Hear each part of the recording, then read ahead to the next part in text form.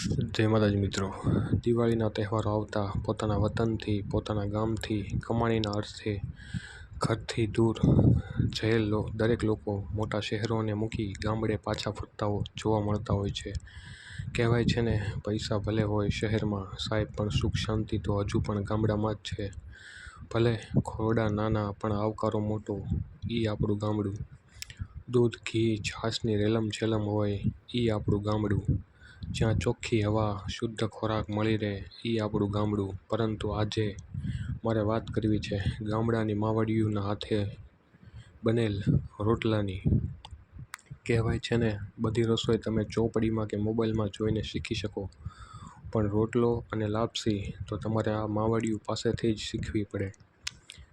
એ આમનામ ન આવડે. ગામડાના બાજરીના રોટલાનો સ્વાદ જ અનોખો હોય છે. એમાં પણ ચૂલા ઉપર બનેલ રોટલા, ઉપરથી લાગતી હાથની થપાટનો વાજ પણ અનોખો હોય છે.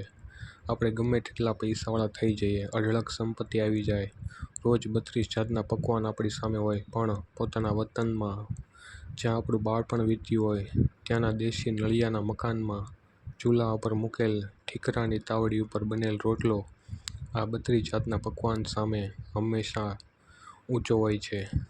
લીલા લેર તો ગામડામાં જ રાતના બનતા એવા રોટલો, મરચાં, ગોળ, પાપડ. જમવામાં તો શહેરના લોકો ગામડામાં આવતા હોય છે, અને એ રોટલા પર ચોખ્ખું ઘી અથવા માખણ લાગે એટલે સોનામાં સુગંધ ભળતી હોય છે. બીજું કંઈ ના મળે પણ બાજરાનો રોટલો, મરચું, દૂધ કે છાશ મળી રહે તો પણ ગામડાનો માણસ પોતાનો દિવસ કાઢી નાખે છે, અને દિવસ દરમિયાન પેટ ભરાયેલું લાગે છે. અને આજે ગમે તેવા ફાસ્ટફૂડ ખાઈએ તોય 2 કલાક પછી તમે ભૂખ્યા જ હોય તેવું લાગે. જો તમે પણ રજાઓમાં ગામડે આવતા હોય તો માના હાથના, આ માવડિયુંના હાથના ચૂલે બનેલ આ ગરમા ગરમ રોટલા જમવાનું ભૂલતા નહીં, અને જીવનમાં પોતાના વતન, પોતાની સંસ્કૃતિ પ્રત્યે હંમેશા જોડાયેલા રહેજો. તો મિત્રો, આ હતું આપણું ગામડું. ગામડા વિશે કહીએ તેટલું ઓછું છે, પણ મારા શબ્દોમાં હું કહું તો આપણે જે અત્યારે પૈસા કમાવાની દોડ મૂકી છે, અને જે આપણા પોતાના ગામડાને છોડી શહેરોમાં વસવા લાગ્યા છીએ, ભલે ખરેખર વિકાસ જરૂરી છે, પણ આ આપણા ગામડાને, આપણી સંસ્કૃતિને, આપણા દેશી ખોરાકને ન ભૂલવો જોઈએ. તો મિત્રો, વિડીયો ગમે તો લાઈક કરો, શેર કરો, સબસ્ક્રાઈબ કરો આપણી ચેનલ જાણ્યા જેવી વાતો.